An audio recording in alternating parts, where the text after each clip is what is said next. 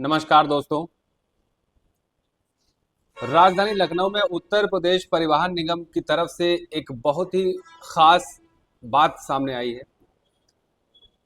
जहां 4 महीने बीत जाने के बाद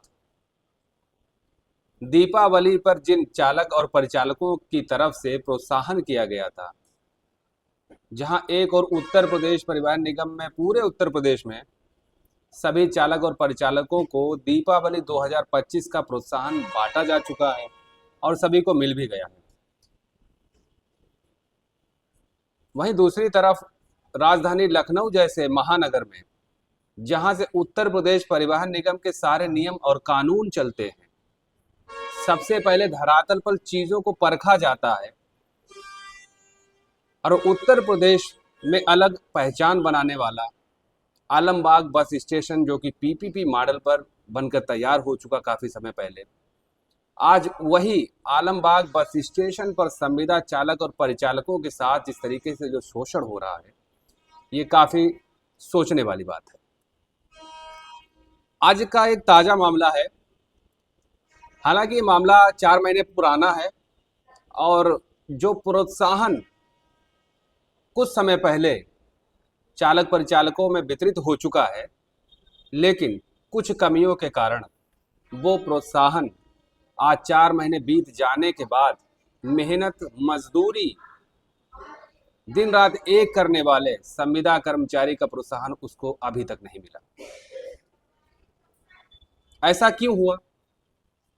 ऐसा इसलिए हुआ कि जिस संविदा परिचालक ने दीपावली के मौके पर अपने घर में रोशनी नहीं की,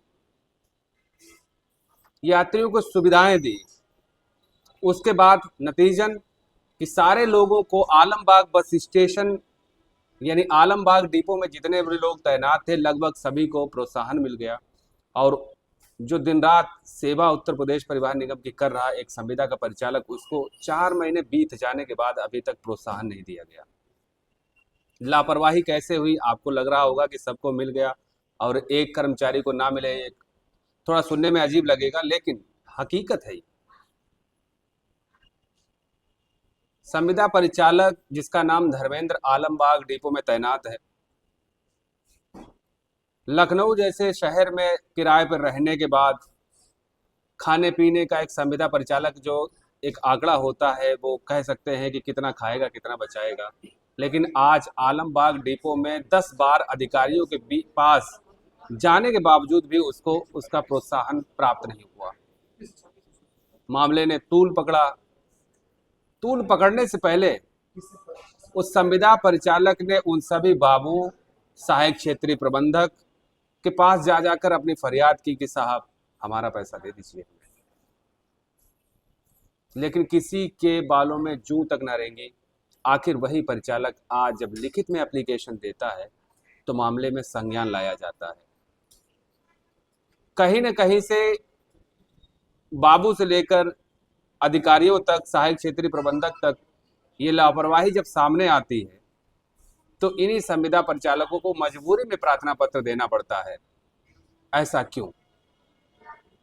इसके साथ ही सबसे अहम बात ये भी है कि जब मजबूरी में प्रार्थना पत्र दिया जाता है तब उस पर संज्ञान होता है।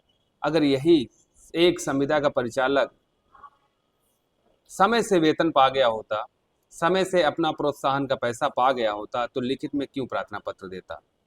तो कह सकते हैं कि अधिकारियों और बड़े बड़े कर्मचारियों की लापरवाही की वजह से संविदा वालों का शोषण, समय से उनका प्रोत्साहन ना मिलना क्या दर्शाता है?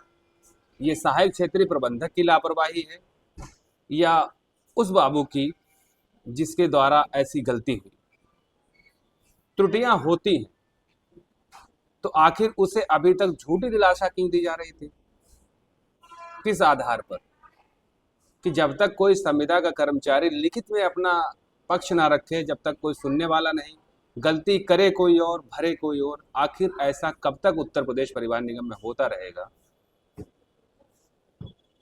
जवाब चाहे इंचार्ज हो, चाहे सहायक क्षेत्रीय प्रबंधक हो, चाहे संबंधित बाबू हो, जब उससे पूछा जाता है, पूछने की कोशिश की जाती है, उस संविदा कर्मचारी को धुतकार दिया जाता है।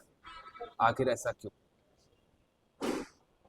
जिसके 4,000 से अधिक किलोमीटर है, प्रोत्साहन का पैसा है, उस संविदा के परिचालक को अभी तक उसका प्रोत्साहन नहीं मिल सका, तो ये क्या है? शोषण नहीं तो क्या है? अगर त्रुटि हुई तो उसका उसी समय क्यों नहीं सुधारपन किया गया? वो उसी समय सुधारी जा सकती थी। अब उस पर सुधार किया जाएगा जब मामला हाईलाइट हो जाएगा। अधिकारी एक दूसरे को बचाने के लिए लेटरबाजी करेंगे। हकीकत तो ये है कि अगर ये कमियां, छोटी छोटी कमियां पहले से ही ऑब्जर्व कर ली जाएं अधिकारियों के द्वारा, तो आज ये सारे मामले हाईलाइट ना हो, उत्तर प्रदेश परिवहन निगम में छवि बदनाम ना हो। पूरा मामला आलमबाग डिपो से संबंधित तो है, लेकिन आज ऐसे कई उत्तर प्रदेश परिवहन निगम में कर्मचारी हैं जिनका प्रोत्साहन अभी तक नहीं मिला। लखनऊ जैसे शहर में एक बड़ी बात है। अब देखते हैं कि सहायक क्षेत्रीय प्रबंधक आलमबाग कोई एक्शन लेंगे इस लापरवाही पर, या उस संविदा परिचालक को ये उसकी ही मेहनत का, खून पसीने की कमाई के द्वारा जो प्रोत्साहन का पैसा बना है, उसको कब मिलेगा।